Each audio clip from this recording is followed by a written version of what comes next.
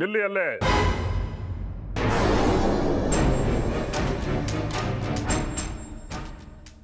ಇನ್ನು ನಿಮಗೆ ಈ ಮನೆಗೆ ಪ್ರವೇಶ ಇಲ್ಲ. ಯಾಕೆ ಸ್ವಾಮಿ ಹಾಗಂದ್ರಿ? ನಾನೇನು ತಪ್ಪು ಮಾಡಿದೆ? ಪ್ರಶ್ನೆಗಳು ಚರ್ಚೆಗಳು ಬೇಕಾಗಿಲ್ಲ. ಯಾಕೆ ಅಂತ ನಿಮಗೆ ಗೊತ್ತಿದೆ. ಹಾಗಂದ್ರೆ ಏನರ್ಥ?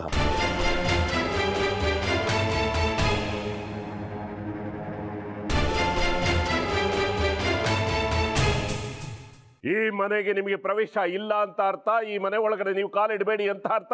ಈ ಮನೆಯಲ್ಲಿ ನಿಮಗೆ ಸ್ಥಾನ ಇಲ್ಲ ಅಂತ ಅರ್ಥ. ಇನ್ನೂ ಬಿಡಿಸಿ ಹೇಳ್ಬೇಕಾ?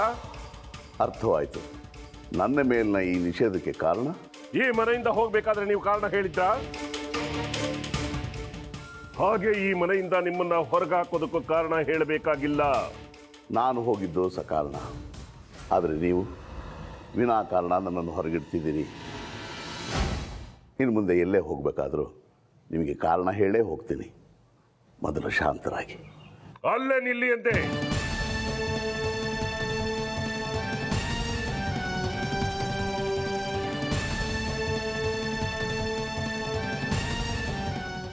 ನೀವಿಷ್ಟ ಬಂದಾಗ ಹೋಗೋದಕ್ಕೆ, ಇಷ್ಟ ಬಂದಾಗ ಬರೋದಕ್ಕೆ ಇದು ಧರ್ಮಚಕ್ರ ಅಲ್ಲ. ವಿರೂಪಾಕ್ಷ ಶಾಸ್ತ್ರಿಗಳ ಮನೆ ಅಂದ್ರೆ ಒಂದು ನಿಯಮ ಇದೆ, ಒಂದು ಕಟ್ಟಳೆ ಇದೆ.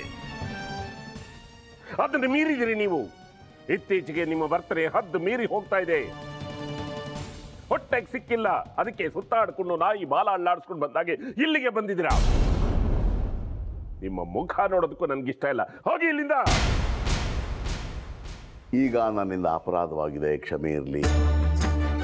ಆದರೆ ಇನ್ನು ಮುಂದೆ ಇಲ್ಲೇ ಇರಬೇಕಾದ ಅನಿವಾರ್ಯತೆ ಇದೆ. ನಿಮಗೆ ಸಮಾಧಾನವಾಗದಿದ್ರೆ ನಾನು ನಿಮ್ಮ ಪಾದಕ್ಕೆ ಸಾಷ್ಟಾಂಗ ಹಾಕ್ತೀನಿ.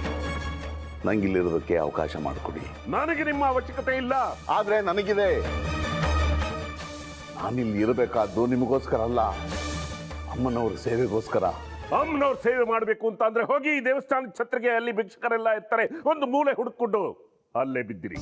ಸ್ವಾಮಿ, ನಾವು ನೀವು ಎಲ್ಲರೂ ಅಮ್ಮನವ್ರ ಮುಂದೆ ಭಿಕ್ಷಕರೇ. ದೇವಸ್ಥಾನದ ಮುಂದೆ ಭಿಕ್ಷೆ ಬೇಡೋರು ಅವರು ಹೊಟ್ಟೆ ಪಾಡಿಗೆ ಬಿಡ್ತಾರೆ. ಆದರೆ ನಾವು ದೇವಸ್ಥಾನದ ಒಳಗಡೆ ಸೇರಿಕೊಂಡು ನಮ್ಮ ಸ್ವಾರ್ಥಕ್ಕೋಸ್ಕರ ಬೇಡ್ಕೋತೀವಿ. ಹಠ ಮಾಡಬೇಡಿ. ನಾನು ಇಲ್ಲಿರೋದು ನಿಮ್ಮ ಒಳ್ಳೆಯದಕ್ಕೆ, ನಿಮ್ಮ ಶ್ರೇಯಸ್ಸಿಗೆ. ದಾರಿ ಬಿಡಿ. ನಿಮ್ಮ ಮಾತುಗಳು ಚರ್ಚೆಗಳು ನನಗೆ ಬೇಕಾಗಿಲ್ಲ. ನಿಮ್ಗೆ ಎಲ್ಲಿ ಇಷ್ಟ ಬರುತ್ತೋ ಅಲ್ಲಿ ಹೋಗಿ. ಹೋಗಿ ಇಲ್ಲಿಂದ.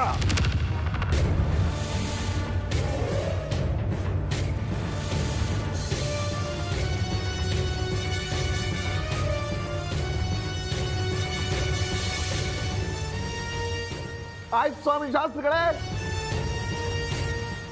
ಹಣೆ ಬರಕ್ಕೆ ದೊಡ್ಡನಾಕ ಹೊಣೆನ ಹಾಳಾಗಿ ಹೋಗಿ. ನಾನು ವಾಪಸ್ ಬಂದಿರೋದು ನೀವು 3 ಹೊತ್ತು ಊಟ ಹಾಕ್ಲಿಂತಲ್ಲ. ನಿಮಗೆ ಗೊತ್ತಿರೋದ ವಿಚಾರಗಳು ನನಗೆ ಗೊತ್ತಿದೆ.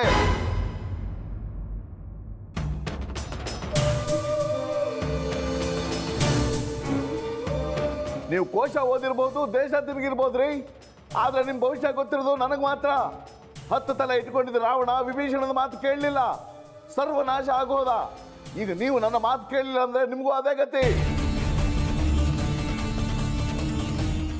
ಆ ತಾಯಿನ ಅಷ್ಟು ದೇಶ ಸುಂದರಿ ನಿಮ್ಮನ್ನ ಸೊಸೆ ಆಗೋದಕ್ಕೆ ಯಾಕೆ ಒಪ್ಕೊಂಡಿದ್ದಾಳೆ ಗೊತ್ತಾ? ನನಗೆ ಗೊತ್ತಿದೆ. ಅವಳ ಜನ್ಮ ರಹಸ್ಯ ನನಗೆ ಗೊತ್ತಿದೆ.